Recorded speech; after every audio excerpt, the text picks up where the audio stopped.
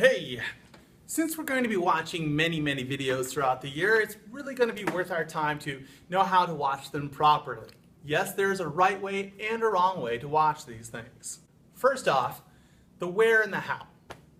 Basically, you're going to watch these videos anywhere that you have internet access and can get the website www.istoleenglish.com.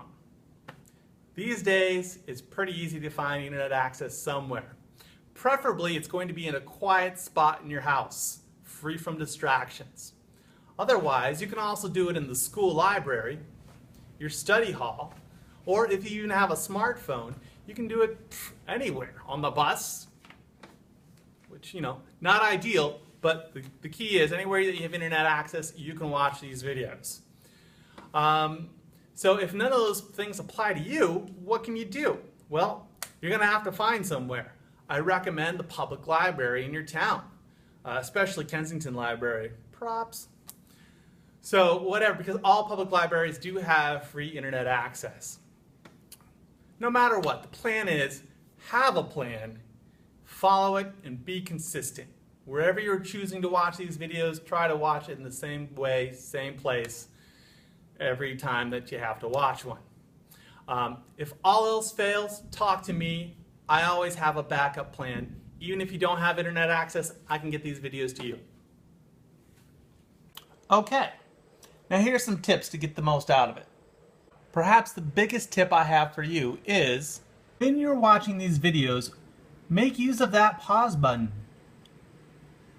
As often as you can, rewind, rewatch. Do whatever you need to do to make sure you thoroughly absorb the information.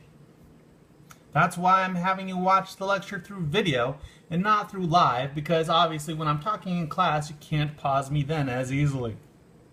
So, pro tip, get some headphones. Really makes it a lot easier to stay focused, pay attention, and drown out, all those other distracting sounds like, your annoying sibling or the crying baby. Pro tip number 2. Make sure you're watching this on a big enough screen.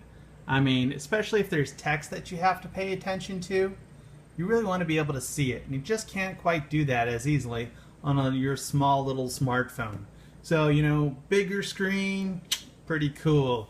Like if you really want to do it on like your super high def television or whatever, hey, that's cool too, but a laptop should be able to do it, or any kind of computer will work.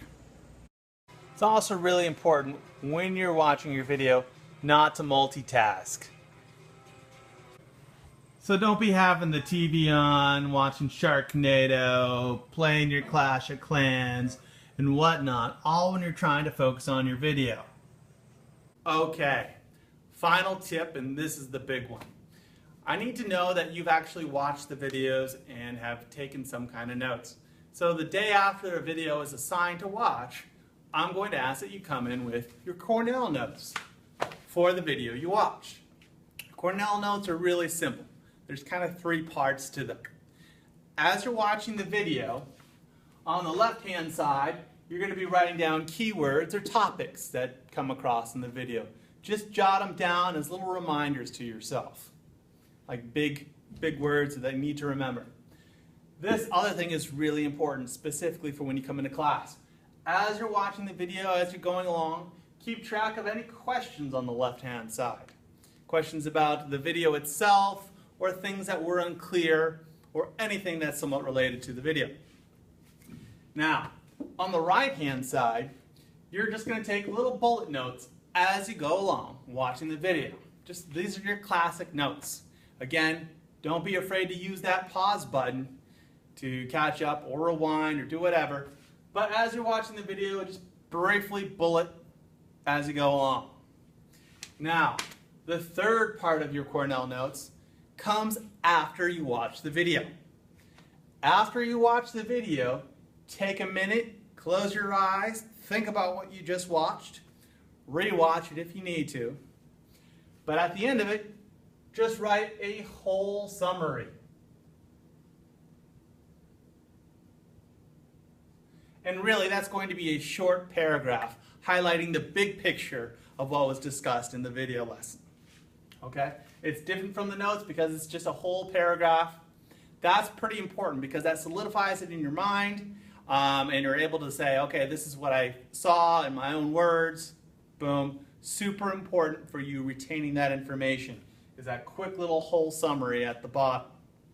So, when you come in the class the next day after a video is assigned, I'm going to ask to see your Cornell notes for the video, and boom, I'll give you a little check mark for a homework grade.